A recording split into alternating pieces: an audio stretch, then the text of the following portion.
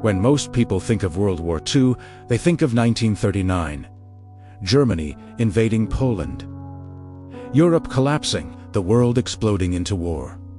But for China, World War II started 2 years earlier, in 1937. While Europe was still at peace, China was already fighting for survival against one of the most brutal invasions in modern history. This is not the story of Pearl Harbor. This is not the story of Normandy. This is the story of a country that lost millions, held the line alone, and paid a price so high that history almost forgot it. This is World War II. From the Chinese perspective, China before the storm in the early 20th century, China was exhausted. For decades, the country had been torn apart by civil wars, warlord conflicts, foreign interference. A collapsing imperial system, the Qing dynasty, had fallen. The Republic of China was weak. The nation was fractured, and watching closely was Japan. Japan had industrialized rapidly. It had modern weapons, a powerful navy, and an expanding empire. And it believed China was weak, divided, and ripe for conquest. In 1931, Japan made its first major move, invading Manchuria. The world protested. Japan ignored it. For China, it was a warning. For Japan, it was just the beginning. The Marco Polo Bridge incident. On July 7th, near Beijing, Japanese and Chinese troops clashed near the Marco Polo Bridge.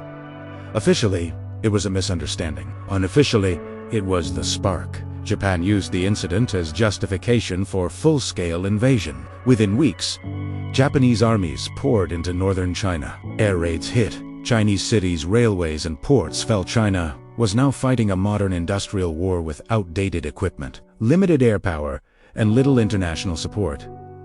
This was not a short conflict. This was total war. Shanghai.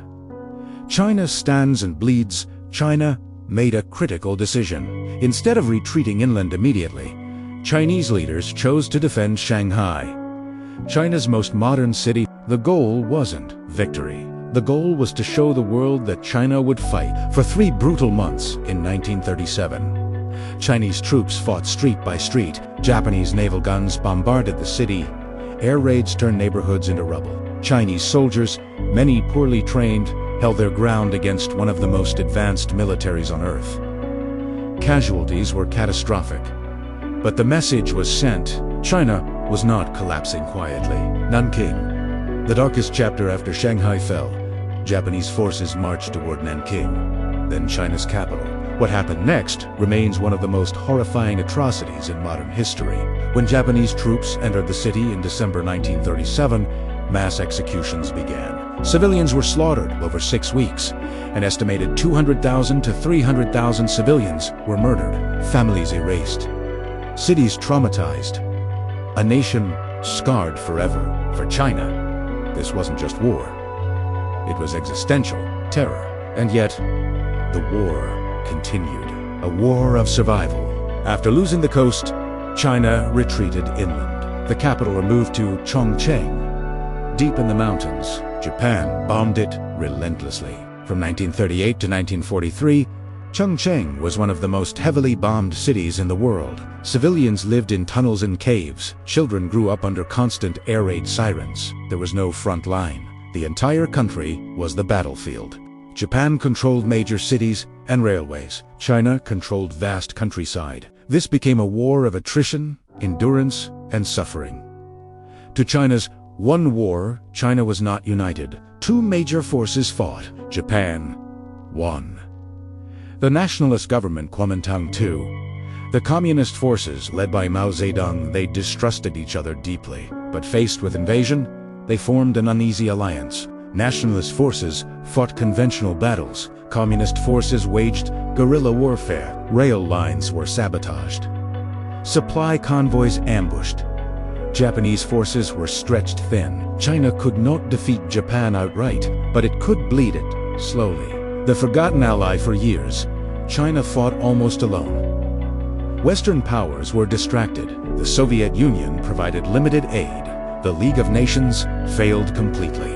Only after Pearl Harbor in 1941 did China officially become one of the Allied powers. But even then, China was treated as a secondary front. Supplies had to be flown over the Himalayas. The weapons arrived late, if at all. Chinese troops fought with shortages of everything. Still, China kept fighting. Not for glory, not for conquest, but to survive. Why China's war mattered. China's resistance had a massive strategic impact. By tying down over 1 million Japanese soldiers, China prevented Japan from fully invading the Soviet Union, concentrating all forces in the Pacific. Expanding deeper into Southeast Asia, earlier China was absorbing Japan's strength year after year. Without China's resistance, the Pacific War would have looked very different. Allied losses could have been far higher. The balance of power might have shifted. China was not a footnote. China was a pillar. The human cost. By 1945, over 14 million Chinese civilians were dead. Tens of millions were displaced. Cities, farms, and industries were destroyed. Entire generations were traumatized. For many Chinese families, World War II is not history. It is memory. Victory without peace. When Japan surrendered in 1945, China technically won, but peace did not come. Almost immediately, civil war resumed. Nationalists and communists turned on each other. The country collapsed into another brutal conflict. By 1949, the People's Republic of China was founded. The nationalist government fled to Taiwan. The war against Japan had reshaped China, but not healed it. Japan's strategy. Why? China had to fall. From Japan's perspective, China was not just a battlefield. China was the key. Japanese military planners believed that if China could be defeated quickly, Japan would secure raw materials. Resistance across Asia would collapse. Western powers would hesitate to intervene, but Japan made a fatal miscalculation. They assumed China would break. Instead, China absorbed the blow and kept standing. Every city taken created new problems.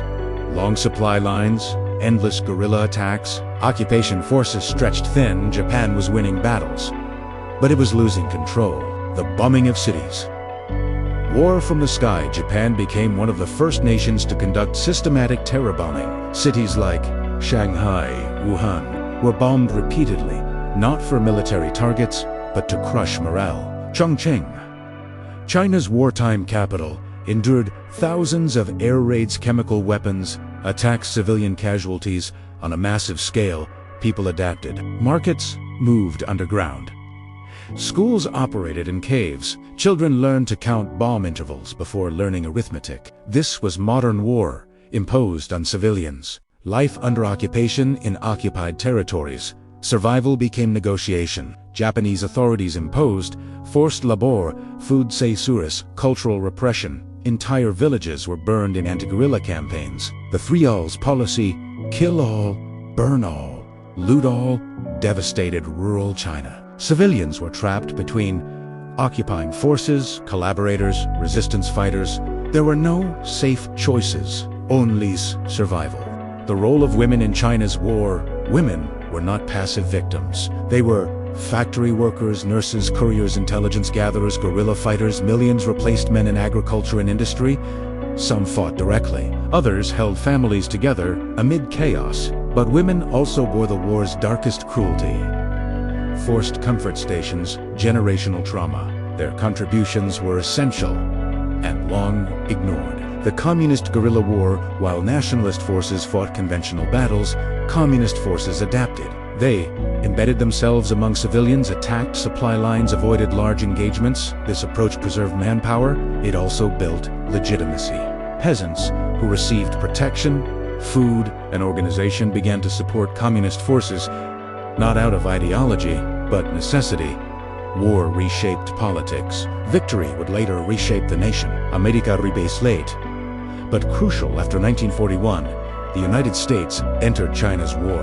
American pilots, the Flying Tigers, defended Chinese skies. American advisors trained Chinese units, but cooperation was strained. American officials distrusted Chinese leadership, underestimated Chinese endurance, prioritized Europe. China remained an ally, but never a priority. Yet without American fuel, planes, and supplies, China's resistance would have collapsed. The alliance was imperfect, but necessary. The Burma Road and the Hump Japan cut off China's coastal supply routes. Only one lifeline remained: the Burma Road, and later, air routes over the Himalayas. The hump flying these routes meant unpredictable weather, enemy fighters, mountains taller than flight ceilings. Thousands died delivering supplies.